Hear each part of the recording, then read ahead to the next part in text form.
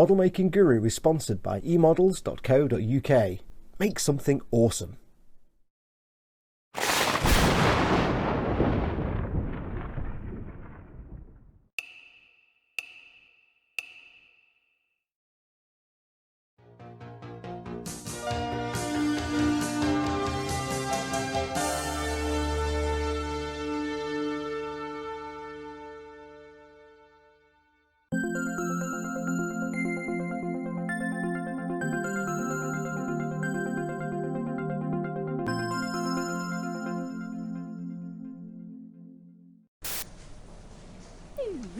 Hey everyone, it's Foxx from modelmaking.guru here, and welcome to part 2 of the Tabletop Trauma Centre Leman Russ project. I've got to be quick, as I snuck in here by telling them I had a bone in my leg, and I'm pretty sure even security will figure that out eventually. In the previous episode, I introduced you to our patient, a Warhammer 40k Leman Russ with a sorry paint job and a desperate need for hugs and a decent paint job. I stripped all the old paint away and cleaned her up, even adding some extra greebles and bits and bobs. Now it's time for me to crack on with the painty, and in this episode we shall give her that glorious camouflage scheme that she deserves. Let's get busy.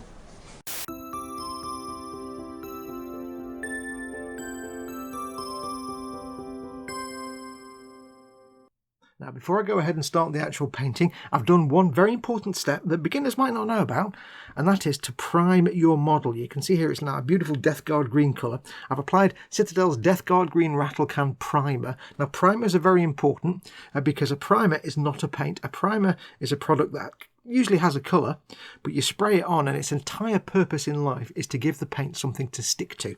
If you just paint over bare plastic, paint's not designed to really grip to plastic, but primers will either stick via chemical means or mechanical means. They'll adhere to the plastic better than a paint, and it works as a substrate between the paint and the plastic. Otherwise your paint might easily come off. This will stop the paint coming off when you're handling the model. So it's always the case that you must always prime your models, no matter what your model's made of, be it plastic or resin or metal or wood or glass or cat or air. I don't care. You must always prime your model, and whether you do it by airbrush or Rattlecan, however you do it is up to you. Now, I couldn't film priming it because I had to rush outside when it wasn't raining and just get it done. But it's Citadel's Deathguard Green Rattlecan primer. It's a good starting coat. If we were painting something that was Deathguard Green, we wouldn't have to do a first base coat because this could also double as the first base coat. But we're not going to do Deathguard Green. We're going to use a slightly different colour. So I've got that all primed and ready. Now, another thing to watch for that you might not be aware of if you're a beginner is that acrylic paints aren't very durable. When you're working on a model, if you're handling the model as you're painting it, you risk taking all that paint back off again, especially off edges and things. You're going to rub it off. They're not very tough paints, which is why we depend on varnishes when we've finished to protect the paint job. So what I've done here, you want to kind of minimise your contact. You want to make some sort of mounts for your bits. Ooh, that sounds very rude. All I've done here is I've taken a Citadel painting handle, which is one of these puppies. I've unscrewed the top. I bet you didn't know you could do that.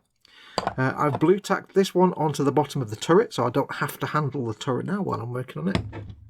And on the main hull, I've done two things. When I was Rattlecanning the primer on, I blue tacked it on there, so I could get to everything, because you don't need to worry about this surface here. It's where the turret sits on it, and it's actually better if it doesn't have any paint on, because it avoids the turret sticking if you want the turret to be able to turn around. And all I've done underneath is drill a hole the right size for that screw thread. And then what I can do is just screw that in. I bet you didn't know you could do this. And now I've got a way to grip this to get to most of it, to paint it. Now, it does mean there'll be a little patch underneath here that gets no paint while I'm working on it. It's not a problem because it's going to be very weathered under there. When I've got everything else done, I can just take this handle off, do a quick bit of the base colour and apply all the weathering underneath and cover up that gap. So that'll be the last thing I do. So that means I've got a way to paint it without touching it. So we've got that ready. I've got my paints here.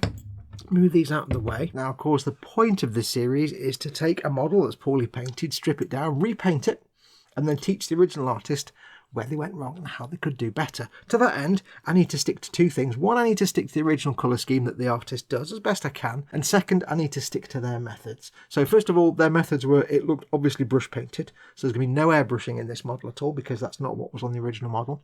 And also the original colour scheme, I'm going to stick to it, but I'm tweaking it a little bit. I've done a little sort of sketch to show you how it's going to look. And this is going to be my reference as I go along. Here it is. So you can see it looks the same. It's the same camouflage pattern in all the same places, but I've toned down the green and I've toned down the black, because the problem is it was originally a really dark green and a really dark black, and it was just like solid dark, and it's not interesting. Once you've got black, you can't do much with that, and once you've got a really dark green, it just looks like a toy. So I've toned that down. I've gone for lighter colours of green. We're going to do some post shading, but I'll take you through all that, and I'll take you through what paints I use as we go along. So don't worry, I'll show you how we're going to make it look cool. Now, because we're not doing any airbrushing, I'm going to be using brushes, and I'm going to be road testing my set of Broken Toad Mark III brushes. I haven't really had much chance to use these yet, so I'm really looking forward to those. I've also got a selection of Citadel brushes and base brushes and stuff, just for the sort of grunt work. And I'm also going to be using my wet palette. Now, if you don't know what a wet palette is, I've done a video how to make one and why you want to make one. If YouTube still do it, I'll put a link up here so it explains it for you, so go and watch that. If not, I'll stick a link in the description below the video. Basically, a wet palette, quite simply, kitchen roll with a sheet of baking parchment over the top. It's soaked and dampened, so it's moist underneath. When you put your paint on here, unlike a plate or piece of card, it keeps the paint hydrated. The moisture in the tissue soaks through the parchment paper, keeps the paint hydrated, means it stays on your palette workable for longer. You're not wasting loads of paint by putting more paint on your palette every 5 minutes. If you've never tried making a wet palette and never used one, I do recommend it. I'm going to be using a flat palette as well that's not wet at the same time for some stuff like metallics, but yeah, make yourself a wet palette. It will improve your painting no end. So without further ado, I shall crack on. I'm going to start with the base colour, because although this is a lovely green colour, it's very close to what I want. It's not quite the right colour of green, so we're going to start by putting on the base colour.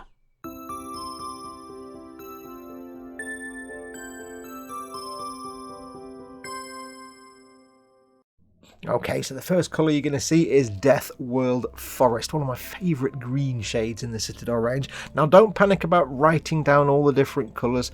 I'm going to put a list in the description below the video of all the paints I use in this episode. And I know that's a first for me, because normally I forget. I kind of forget to do that, and I leave you in the lurch. But I've done it on a notepad thing. I've got a notepad thing in front of me with all the paints listed. Yeah, I've been very good and listed them all for you. Anyway, shut up, Fox. I don't know. So yes, this is our first paint coat, and it's Death World Forest. I know what you're thinking. You're thinking, why did I prime it green and now I'm painting it a different green? What's that all about? Well, you always must prime, like I said, you must always prime. And I was hoping that the Death Guard green primer would be the right colour. If it had been, I could have just gone to the next step and not bothered with this first base coat. But as it turned out, once I got it on the model, it was a bit too light, and I wanted more of a military olivey green for the base colour. So that's why I'm adding the Death World Forest now to take it to the right colour. The primer needed to be there anyway. It just turns out it could have been any colour primer. It didn't need to be green, but hey, it was worth a try. Now, the important thing when you're brush painting, especially with these big wide base coats that cover a lot of plastic, you want to make sure you get as smooth a coat as possible. Never take paint from the pot. Don't ever do that unless it's a specific paint where that's permitted, like a shade or something like that, or a wash. When it comes to colour paints, always use a wet palette, or if you must, a dry palette, but add some water if you're using a dry palette. I did add the tiniest amount of water to the paint on the palette, but because it's a wet palette, it gives me most of the moisture I need to keep this paint flowing nicely. Because what you want to do when you're brush painting is never apply the paint in one massive thick coat. Don't try and get a complete opaque paint layer in one go. That's the mistake the previous artist on this model made. You could tell it was only applied as one single coat because of all the transparent streaky bits where you could see the primer underneath. They just applied one coat. They didn't go back and do a second coat to make it opaque, and you could tell it hadn't been thinned and may have been taken straight from the pot because it had brush marks all over it. If you apply a paint thickly, it can't settle and self-level, and that's why you get the brush marks. Adding a little bit of water to thin it and applying the paint as a thin coat means you can help avoid that. And the trick is to treat it like spreading butter on delicious toast. Add a little bit of paint to the brush, get that paint on the model, you've thinned it a bit with water or you've used a wet palette, get it on the model and then spread that paint out. Gently, use a soft flat brush like I'm doing here and spread that paint out to a thin layer. Once you've done that and you've done the whole model, it may still be a bit transparent, you might have some streaks, you go back and do a second thin coat. on top of the other thin coat, it gives you an opaque, nice bit of colour blocking without all the brush marks. So never take it from the pot, thin it slightly or use a wet palette, apply a small amount and spread it out like butter. That's how you get a nice smooth brush coat. Now, don't be under any illusions, it's not going to be as smooth as an airbrush coat. The only way you can get that is to use an airbrush, but you'll get a very nice smooth coat that, once there's lots of weathering and everything else on top of this and it's got matte varnish on it, it'll look fantastic. So go easy, big flat brush, thin coats, smush it out like butter.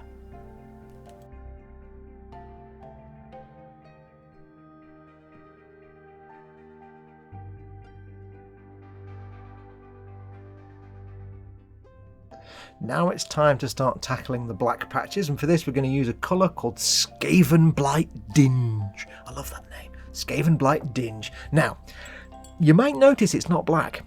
Yeah, we don't. Here's a golden rule for painting models. I have lots of golden rules. If you want to paint part of a model that's black, don't paint it black. I know that sounds really weird. You're like, Fox, what? Don't paint it black. Here's the problem. If I paint the black parts of the camouflage black, how do I shade that? How do I suggest the recesses are darker? I can't. I can dry brush a highlight colour over it, but I can't do any shading to get any depth because it's already black. You can't go darker than black. And whenever you're making a model, you want to be able to have a contrast between the light areas and the dark areas. When it's a scale model, you want to exaggerate the darks and exaggerate the highlights, and that's what gives you a three-dimensional effect. You're kind of going a bit OTT and exaggerated. If you paint something black, although you can do highlights, you can't really do any lowlights, you can't do any shadows, and you just get a sort of flat colour. So a good trick is to start off not actually black. Start off dark grey. That way you can then make some areas darker with darker colours or shades or anything you want, and you can make some areas lighter with lighter greys. That way you end up with a nice varied three-dimensional texture that's in some places black, in some places grey. It just gives you a nice variation. So never start from black, start from a dark grey and work your way up and down. Now you can see here that I've started by outlining the dark areas, and now I'm just filling them in with that paint. Again, using the same as I did with the green, I've got a little bit of extra water in the paint from the wet palette, and I'm putting it on there thinly and smushing it around like butter. Now, when it comes to brush painting, you will be forgiven for thinking that the only option we've got for camouflage is to just have solid chunks of colour, so like solid black patches over green, something like that. When you're using an airbrush, of course, you can feather the colours, you can have colour transitions from one to the other, you can get all kinds of cool, crazy effects. But when you're brush painting, it would seem logical that the only option you've got is solid blocks of colour. It's kind of true, but it's kind of not true. There are ways round it, and you'll see in a bit. I'll show you how we can actually soften these transitions, these edges, so it's not just solid blocks of colour. You remember the original paint job was black and green and a big massive line between. We're going to work on that a little bit.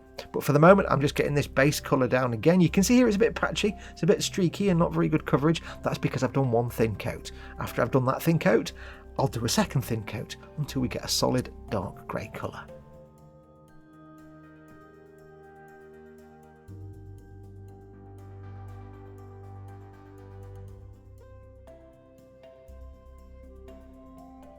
Now the next colour might be a little weird, but it's a base colour called Celestra Grey. Base paints in the Citadel range are very opaque and they're designed to cover up whatever's underneath. And this is going to be our base paint for all the white areas. I'll explain in a bit more detail later on, but basically white's transparent and I don't want the green paint showing through into the white to make it a sort of tinged white colour. So the Celestra Grey is going to give us a nice neutral sort of foundation upon which later on we'll put the white paint. But for the moment, I didn't have to do this bit now, but for the moment I just wanted to get this down just to block it in so I know where the white areas are. Especially on the turret where it's not quite clear, there's no panel lines to mark the white areas out. It also means that when I come to do the next steps on the green and black, I'm not painting areas that are going to be covered over anyway. So this is just merely a practical reason that I'm blocking this in out, but I could have left it till later.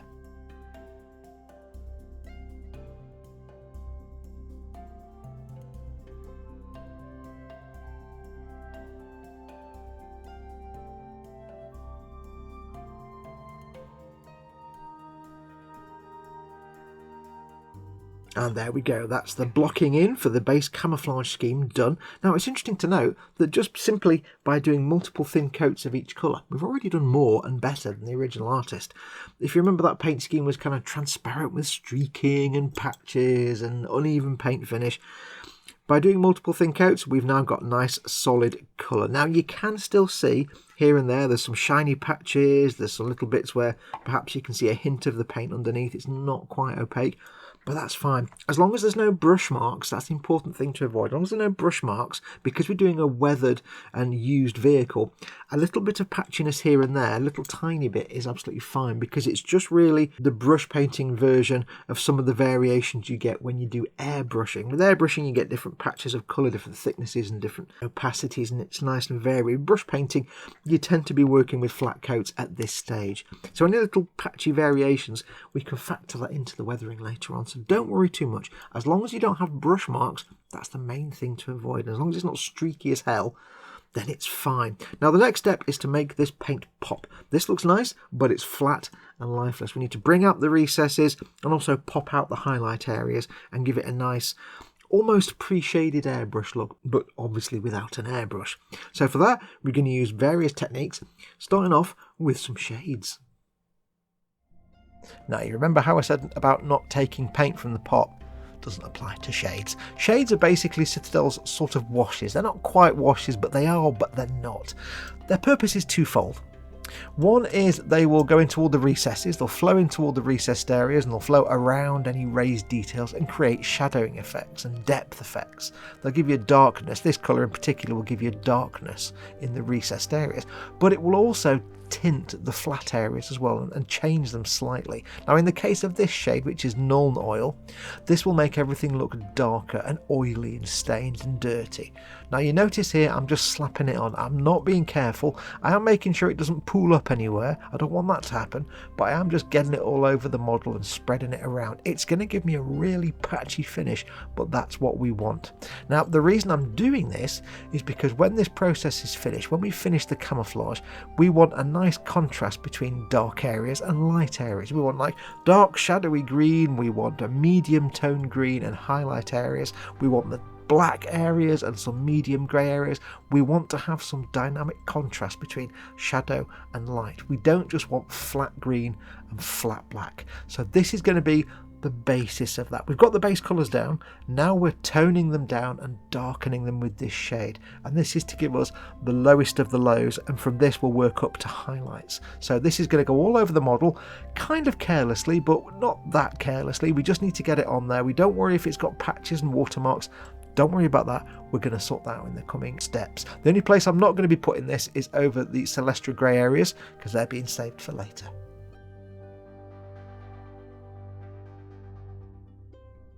And here's what it looks like once that shade is on and dry. It takes about half an hour to 45 minutes to dry. It looks patchy, it looks horrible, it looks shiny in some areas and not in others. Don't worry about that. Don't worry about that at all. What I hope you can see is how it's collected around the edges of things and in the recesses and darken them down. That's kind of a secondary thing here. What we're more interested in is the fact it's just darkened everything over generally. Now it does look messy, like I say. Don't worry. That's all going to come good with the following steps. Now for this next step, we're going to need some very special brushes. We're going to need knackered old brushes. We're going to do some dry brushing, and dry brushing kills brushes, so don't use new ones. Never throw brushes away. Keep your old ones. I've got some old Citadel base brushes and dry brushes and some old Army Painter ones here. They're basically, the important thing is flat and soft. That's what you want, flat and soft. Now we're going to go back to Deathguard Green. Remember we primed in Deathguard Green and then covered it up with Deathwhirl Forest.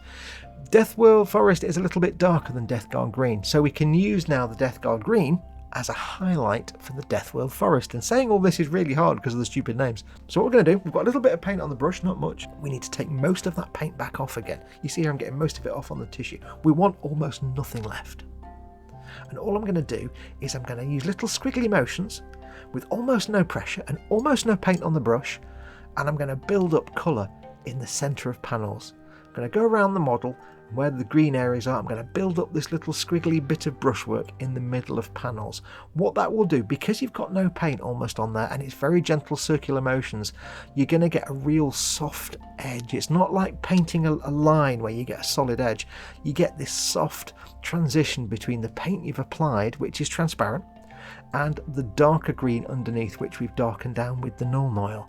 And hopefully by the end of it, what you'll have is almost a pseudo airbrush effect. With an airbrush, you'd do pre-shading, you'd paint the dark lines and then spray the green over the top. We can't do that, so we're doing it in reverse. We've painted the green, we've darkened it down, and now we're bringing it back. But we're keeping the darkness in the recessed areas, and this is the trick. I call it post-shading. There is a thing called post-shading. This may not be post-shading, but I call it post-shading. Now I'm going to go around all the green areas and do this, and then I'll go around all the black areas and we've got to do that as well. But there's another colour to come, so I won't jump ahead too far. So for the moment, I'm just going to work my way around, going into the centre of all the panels and trying to pick up some raised areas and just bringing back this highlight. It's a really fun way to do it. Do keep in mind though that unlike airbrushing, when you do this kind of dry brushing, you're putting on thicker paint and it does eventually build up a texture. You will get like a sort of orange peely texture if you do too much. So when you're doing this kind of dry brushing post shading, you want to limit yourself to maybe 1 or 2 highlight colours. If you do more than that, you're going to start getting an orange peely texture, and I did get some of that, but it's kind of par for the course. You're never going to get a smooth airbrush texture.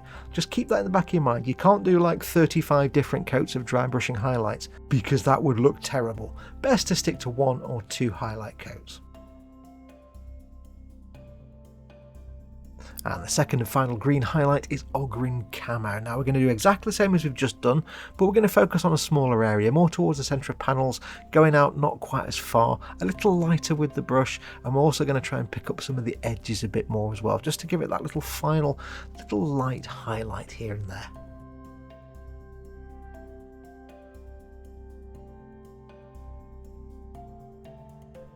Next, I need to do exactly the same for the black areas that I've done for the green areas, build up a couple of highlight coats. Eshin Grey is the medium highlight for this bit, and I'm going to do exactly the same as I did with the green, dry brushing, circular motions, centre of panels. It's not going to be as obvious as on the green because these are dark greys and there's only so far you can go, but it's going to look pretty cool.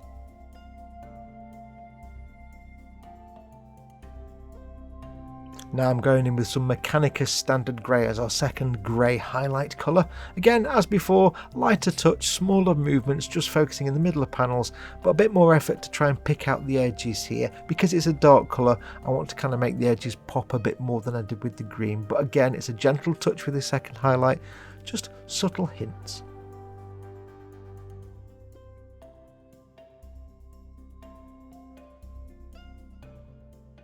And with that step done, that is the black and green camouflage scheme done and dusted. There's lots more weathering to come, of course, but you could, if you wanted to, leave it here and just move on to doing the rest of the colours. We will come back with more weathering and chipping and things like that to make it look even better. But even at this stage, if you remember back to the original sort of boring, flat black and green colour scheme, I hope it's begun to show you just exactly what you can do just with dry brushing. It's not just about picking out edges, it's about bringing life to your model, giving it relief and three-dimensionality. And if you notice as well, because it's slapdash and chaotic and you're getting green paint over the dark grey and dark grey over the green, you get a softening between the black and the green areas. It just helps soften that edge. So it's very, very versatile sort of tool in your arsenal. Don't be afraid to try dry brushing for a range of different things. It's not just about picking out edges. Now the next step, we need to do something with the white and red areas. We've got the sides on the here where the white and red strips are, and of course on the turret we've got the white parts as well. So it's about getting these done next. So I'll go and get the paints ready and I'll show you what we're going to do.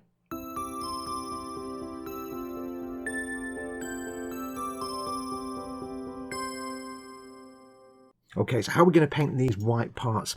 All you need to know about white paint is two things. One, it's a pain in the arse, and two, it's really transparent. You have to plan ahead as to what colours are going to go underneath. Now, if you remember, we painted the areas that will be white with Celestra grey. We didn't just paint them green like the rest of the tank and then plan on putting a white coat over later on. We painted them Celestra grey. Why did we do that? Well, white paint is very transparent. It will be influenced by whatever's underneath it. If you paint it over red, it will have a pinky tinge to it. If you paint it over green, it will have a greeny tinge. If you paint it over black, it will be very cold and have a blue tinge, and it'll take a lot of coats to make that black underneath disappear. Whatever is underneath white, it will affect the white paint on the top. You have to keep that in mind. Unless you do lots and lots of coats to obscure a dark colour, you should never paint white paint over a dark or bright colour. You want to go for a neutral colour underneath. This is why when we painted this up at the start, we didn't just paint it green, we started with this Celestra grey. This is a nice neutral grey, and it won't affect the white coat too much. It'll have a very slight effect, but not too much. So we did this Celestra grey, and what we need to do now is go in with the white. I expect it's going to be 1 or 2 coats of white to cover this. However, the second thing to know is what you shouldn't do is just go straight in with white paint. In the same way that we didn't go straight in with black paint for the dark parts of the camouflage, because if you paint something black, you can't put any shade on it. You can't darken an area that's already black. With white paint, if you paint the white parts white straight away, you can't do any highlights because they're already white, and you can't get brighter than white and you can't get darker than black. So what you want to do is you want to paint the whole thing off-white. 2 reasons. 1, when somebody sees something that's not quite white, but there's nothing else around it to give the context, it will look white. Also, if we paint it an off-white colour, we can go in later on and do highlights with actual white to get some 3-dimensionality. So for that reason, we're going to be using Ulthuan Grey, which is, as you can see, a warm, well, it's kind of warm, off-white colour. It's not white, because we'll need to do highlights later. But the beauty of this is, when you look at this, if you were to look at this model and we just painted it Ulthuan Grey and it didn't have anything else around it that was white, you would just think it's white. White always looks white unless there's something more white nearby.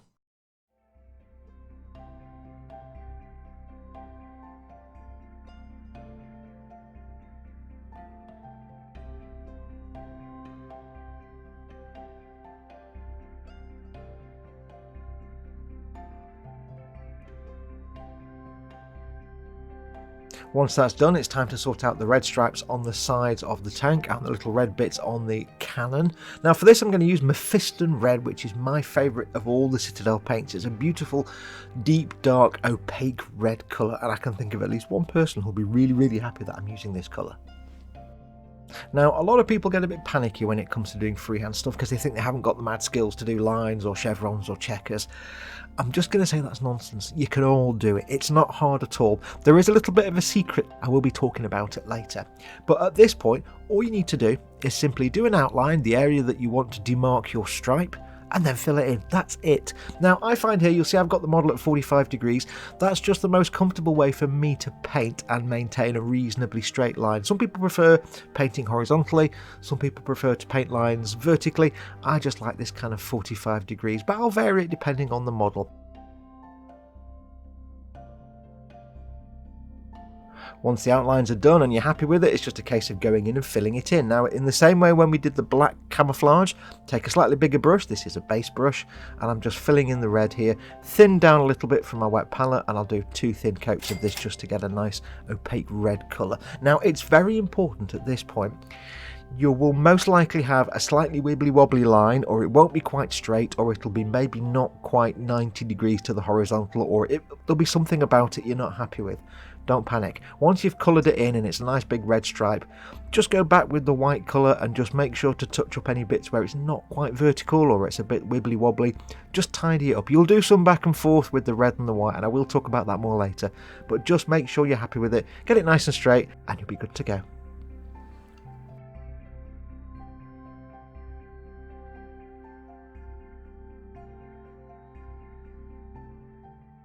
So that's the basic red and white colours laid down. Now do keep in mind, of course, the red looks a bit patchy here, and that's fine because we're going to be doing a weathered look anyway, so we don't necessarily have to panic about getting solid opaque colours because it's all going to be weathered up later on. But also, if you look carefully, you'll notice some of these lines, they're not the most crispest lines in the world. They're not the most surgically precise straight edges. So there's 2 things I need to explain to you that you might not be aware of, but people who make videos about this kind of thing, and painting models, they'll know very well. Here's the things. First and foremost, getting a surgically crisp straight line is not the most important thing in the world, because the next step we're going to do is going to hide a lot of your sins. It's going to sort of blend away those 2 colours into each other so that it'll look nice and crisp. So don't worry too much, don't bust a gut trying to get the most straightest of the lines in the world, because you never will. I've been doing this for 30 years, even I struggle to get a straight line sometimes. It's just not possible. We're not robots. The other thing you might not know is that when you see people painting lines and checker patterns and things like that, stuff like this on vehicles, what you don't see, and even I don't show it because it's not very interesting, but what you don't see, you see them paint the base colour, you see them paint the stripe on top. What you don't see is them then look at it and go, oh, that stripe's not quite straight. So they paint some more base colour over it to straighten it up. But then when they do that, they might go a little bit that way. So then they paint more of the red stripe. And then the white. There's a back and forth. Whenever you're painting checkers or stripes or anything that needs a straight edge and you're freehanding it, there's always a back and forth between the 2 or 3 colours to get those edges nice and crisp. No one paints a base colour and then a stripe, happy days, done. It's always a back and forth to tidy it up. So keep that in mind. Even I can't do that. I have to go back and forth. But don't stress too much if it's not completely surgically crisp, because this next step will fix all that. What we're going to do now is we're going to come in with my old favourite Agrax Earthshade. Yes, it's time for more shades. We're going to shade over this. Like I said, remember, this is going to be weathered and dirty, so we're going to put some depth to this. Now, if you remember from the Nuln Oil on the camouflage pattern, the shade will go into the recesses and give it some depth, but it will also hide any sins where the red and white don't quite have a crisp edge, where there's a bit of fluffiness between them. It'll hide all that. So, I'm going to give the Agrax Earthshade a really good shake. Now, you should always shake your paints and shades anyway. Always shake your shade, but especially with Agrax Earthshade, there's 2 things you need to know about Agrax Earthshade. 1, it tastes like ass magnets. Don't ever lick your brush if you've used Agrax Earthshade. And 2, if you don't shake it enough, it'll dry glossy, because it's got matting agents in it that make it matte. The shades are basically gloss, but they have matting agents in them, or at least Agrax Earthshade is. So if you don't shake it, all that matting agent will stay at the bottom. You'll paint it on and it'll stay shiny. So always shake your shades. And all we're going to do for this step is dead simple. Brush, shade brush. I've got my Agrax Earthshade, and all I'm going to do is quite simply put this on the bits we've just painted.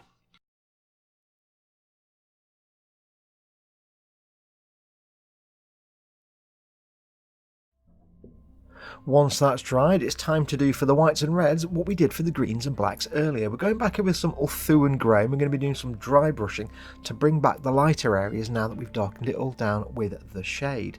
Now, unlike the green, where we started with a colour lighter than the base colour, so we started with Deathworld Forest as the base colour, and then went for Deathguard Green, a lighter colour, as the highlight. We're actually starting here with the same highlight as the base colour, purely because I don't want the white to be too bright. I could go in with something lighter than Ulthuan grey as the highlight, but I don't want it to end up being too clean and bright. I want it to look like a dirty, grimy white. So hopefully this should work and just bring it all back without making it too pristine and clean, because I don't do pristine and clean. So we're going to do exactly the same as we did on the green. We're going to use little circular motions, almost no paint on the brush, and we're just going to slowly build it up in the centre of panels and pick out some edges just to bring it back. We will keep it a little more subtle though, not quite as blatant as we did on the green, because again, I don't want the white to be too bright. It's already a very bright colour.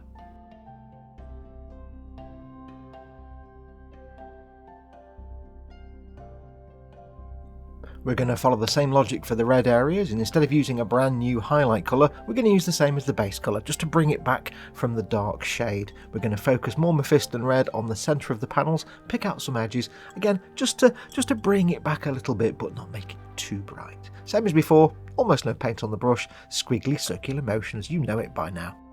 If you're wondering why I keep rubbing the brush on the back of my hand, that's just an old affectation I have. It serves 2 purposes really. One is to remove any excess paint, just to make sure there's not too much on there, and secondly, it gets rid of any lint that it might have picked up while it was being rubbed around on the tissue.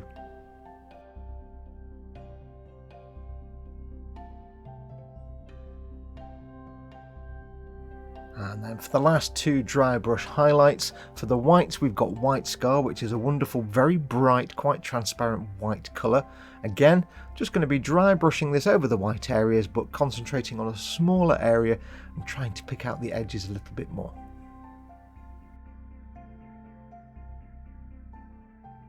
And then last of all, some Evil Sunz Scarlet, just dry brushed into the centre of the red areas. On the cannon, on the turret, I'm not going to be dry brushing this, I'm just going to lightly paint it over the raised areas just to bring them out a little bit. What I'll do is I'll thin it with a bit more water than normal, just so I can make it a subtle highlight coat.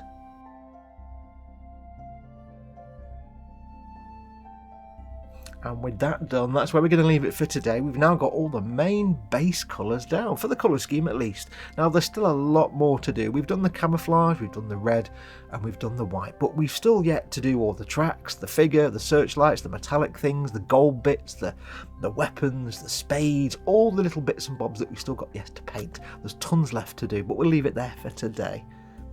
Now I hope I'm starting to allow you to realise that not having an airbrush is not the end of the world, and that even with just brushes you can get some really good pseudo airbrush effects to make your models look really fantastic. Now there's a lot more to do on here. Like I said, we've got all the weathering and stuff to come yet. This is just the base colours and we've got it looking so good. You could be forgiven for just painting the rest of the details and leaving it like this. There'd be nothing wrong with that, but we're going to do more. We're going to do proper hardcore weathering. Oh yes.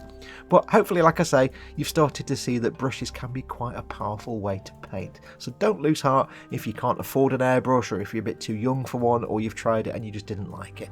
Don't lose heart. You can still do some outstanding paint jobs. Anyway, that's going to do us. Stay tuned for the next episode where we'll crack on. We'll do lots of detail painting. Until next time, don't forget, of course, if you'd like to support this channel, you can do. You can become a Patreon at patreon.com/modelmakingguru, where you can help pay the bills and keep this channel going, keep me making content. Or you can click the join button at the bottom of any one of my videos and become a YouTube channel member. Both of those options will give you early access advert-free to much of my content. So give them a look and help out if you can. Until next time, I shall say thank you very much for watching, take care of yourselves, go make something awesome, go be awesome, and until next time, adios amoebas.